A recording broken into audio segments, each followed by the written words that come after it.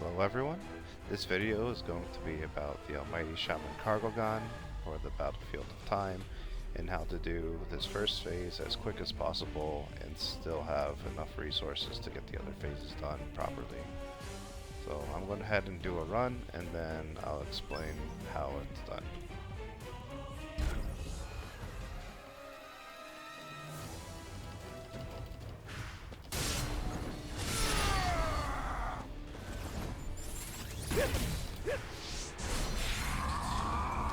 So, I did 3 seconds on that one. We're on the first part, which isn't a bad start. I messed up the dodge on that part though. So, let's exit out of here and then explain it.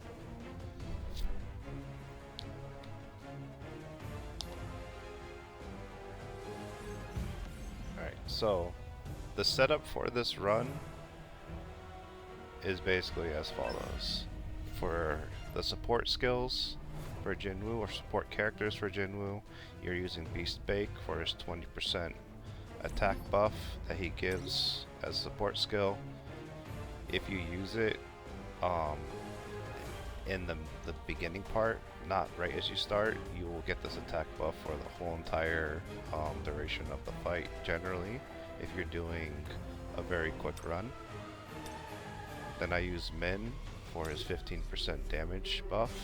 This is going to be though for the final phase. It has nothing to do with the first phase at all. And then lastly, I use Libora for another 15% damage buff. And these Min and her buff, they both are separate and they both add together for the 30% extra damage. The only one of these people, or these characters, that you have to have actually built to some capacity is Beast Bake, and that's because not only does he provide a buff, but he also helps clear out the enemies that are in the back slightly. It reduces the amount of RNG that can happen. Like, you will still hit them if you place the Crosshair skill where I'm placing it, but he just makes it less RNG on the guys in the back. Now when it comes to skills for Sung Jin Woo, I'm running the vertical arts Crosshairs. This one, even though it's good for bosses, I'm mainly just using it for the AoE. It hits multiple times, and as you saw earlier in the first phase, it can hit everyone and can take them out in just one skill. The other skill that I'm using is Cutting Rush with the Escalate rune. I'm only using this so that I can move. In the first phase, you basically will be doing a dash to start, and then you'll be activating this skill and Bake at the same time, and then doing another dash into Crosshairs. So I'm going to then, let's go. I'm going to show the placement of the skills for this, and then I'll go back over Blessing Stones for this setup. So the placement of the crosshairs should be placed about here, here, and then you can aim down the middle. This will hit everyone, including the side characters, or side enemies.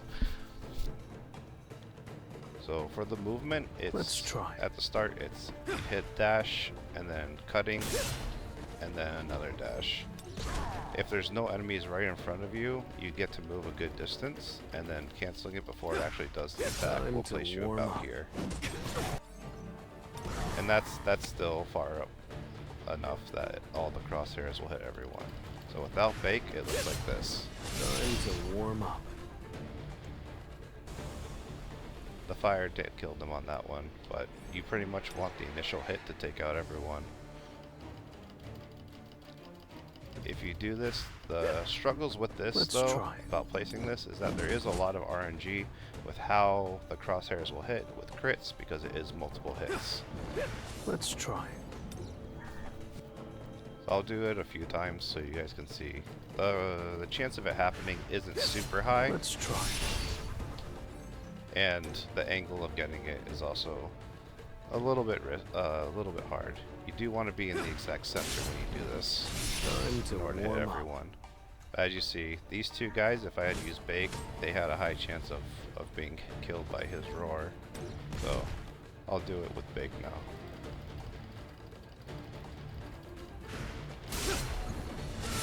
to warm up. Okay, and that's basically the first phase by itself. Going into phase 2 of this, you want to walk. If you're running plum like I am, you'll want to walk when after taking out the first phase with the crosshair skill. Otherwise, you run into the problem of possibly not having enough dashes. As you see here, I didn't place it far enough to the right, and this archer did not get hit. Let's try that again. Let me show you into phase 2 better. Time to warm up. Off to the right again.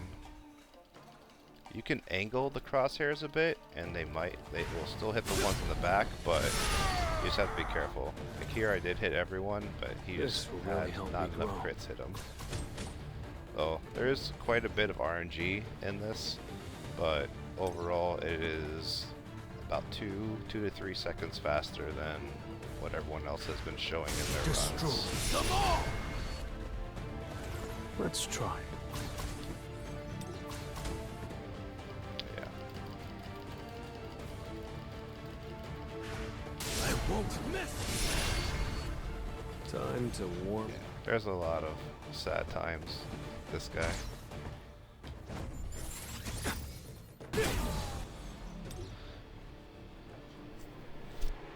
Alright. I'll do one more and then just show you guys. Destroy them all. Yeah, the RNG on this. It will take a few tries to get everyone with the initial hit. Blessing stones for this that I would suggest is anything offensive. You just have to be careful for the first phase, not sacrificing anything for the final phase. As long as you're able to get your final phase done, you really shouldn't be sacrificing anything for the first phase. Anything that you do for this in terms of blessing stones should only be to buff both the last phase and this phase. So for mine, I was using Mana Rampage. If you have a short last phase, then this will be enough. And that's basically one-shotting with the West Wind on the last boss. Then I run Boss Killer, or Boss Slayer. And this one, the dash, you might get one extra dash if you use this, or well, sorry, one less dash if you use this. But it's generally overall, if you're doing a sub 30-second run, it's not going to have an impact at all. Backstab, obviously, this is one, or Assassin's Proficiency, more damage from the back. This is what you're going to want to run on the last boss, just to make sure that you do get that nice crit or hits on him when you're doing the West Wind. And then I use Double-Edged Sword, and this is honestly like the quickest, best stacking attack that you can get for Blessing Stones. There are other options that you can use, like the Weakness Detection, but this won't help first phase, and it only does 8% for the last phase, whereas there are other things. There is Bloodlust. This one can help on the last phase, not so much the first phase. If you aren't one-shotting the last boss, then Advanced Dagger Technique is good for him as well. As for gear-wise, actually, I'm running 50% crit on him on Sun Jin Woo, but actually it might be a little bit lower. As long as you get close to 50% crit on him, it's not bad. Yeah, I have 50. I'm actually way overcapped on this. For weapons, I run Plum and West Wind. And for artifacts, you shouldn't run the Beast set for this.